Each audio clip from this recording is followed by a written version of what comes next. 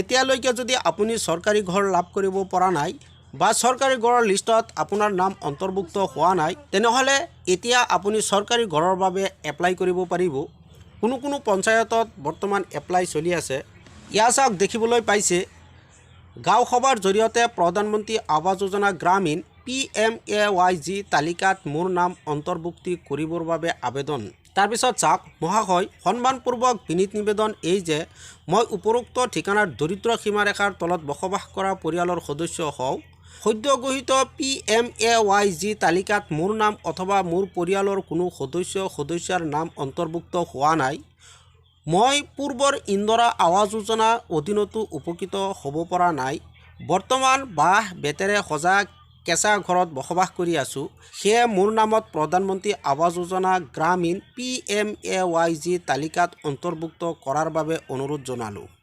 যদি এতিয়ালৈকে আপুনি প্ৰধানমন্ত্ৰী আৱাস যোজনা চৰকাৰী ঘৰ লাভ কৰিব পৰা নাই বা চৰকাৰী ঘৰৰ লিষ্টত আপোনাৰ নাম অন্তৰ্ভুক্ত হোৱা নাই তেনেহ'লে গাঁও সভাৰ জৰিয়তে চৰকাৰী ঘৰৰ বাবে আবেদন কৰিব পাৰিব। মই আজি এইটো ভিডিঅ'ত দেখুৱাম আবেদন কৰিবলৈ ফৰ্মখন ক'ত পাব, কি নথিপত্ৰৰ প্ৰয়োজন হ'ব, ফৰ্মখন কেনেকৈ ফিল আপ কৰিব, ইয়াৰ ফুল ডিটেইলছ মই এইটো ভিডিঅ'ত দেখুৱাম। আপোনালোকে ভিডিঅ'টো শেষলৈকে চাওক। এইখন হ'ল এপ্লিকেশ্যন ফৰ্ম আৰু এই ফৰ্মখনৰ লিংক মই ভিডিঅ'ৰ ডিছক্ৰিপশ্যনত দি থৈছোঁ। তাত গৈ আপোনালোকে ফৰ্মখন ডাউনলোড কৰি প্ৰিণ্ট আউট কৰি ল'ব পাৰে। মই প্ৰথমতে এই ফৰ্মখন দেখুৱাই লৈছোঁ। ইয়াত আপোনাৰ 1 কপি ফটো লগাব লাগিব। তাৰপিছত ইয়াত তাৰিখ লিখিব। তাৰপিছত ইয়াত আবেদনকাৰীৰ নাম, তাৰপিছত ইয়াত দেউতাকৰ নাম, তাৰপিছত ইয়াত গাঁও, তাৰপিছত ইয়াত আধাৰ কাৰ্ড নং, যিজনে এপ্লিকেশ্যন কৰি আছে সেইজনৰ আধাৰ কাৰ্ড নম্বৰটো ইয়াত বহুৱাই দিব। তাৰপিছত ইয়াত মোবাইল নম্বৰ, তাৰপিছত ইয়াত ৱাৰ্ড নং, তাৰপিছত পৰিয়ালৰ মুঠ সদস্যৰ সংখ্যা, ইয়াত সংখ্যাটো বহুৱাই দিব।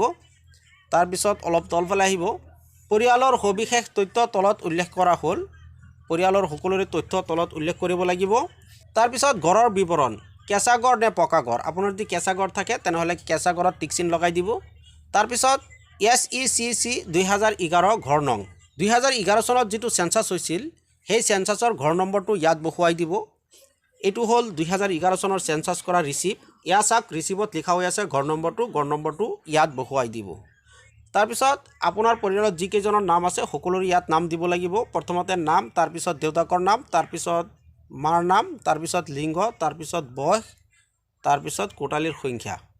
যিকেইজন মানুহ আছে পৰিয়ালৰ সকলোৰে নাম ইয়াত অন্তৰ্ভুক্ত কৰি দিব। তাৰপিছত অলপ তলফালে আহিব। আবেদনকাৰীৰ স্বাক্ষৰ, ইয়াত যিজনে আবেদন কৰি আছে সেইজনৰ ছিগনেচাৰটো ইয়াত কৰি দিব। এনেকৈ ফৰ্মখন ফিল আপ কৰিব।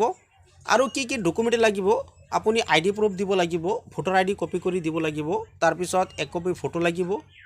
আৰু যিকেইজনৰ নাম ইয়াত অন্তৰ্ভুক্ত কৰিছে সকলোৰে আধাৰ কাৰ্ড কপি কৰি দিব লাগিব। ফৰ্মখন ফিল আপ কৰি সকলোকেইটা ডকুমেণ্ট কপি কৰি গাঁও পঞ্চায়তৰ সভাপতি বা সচিবৰ হাতত জমা দিব।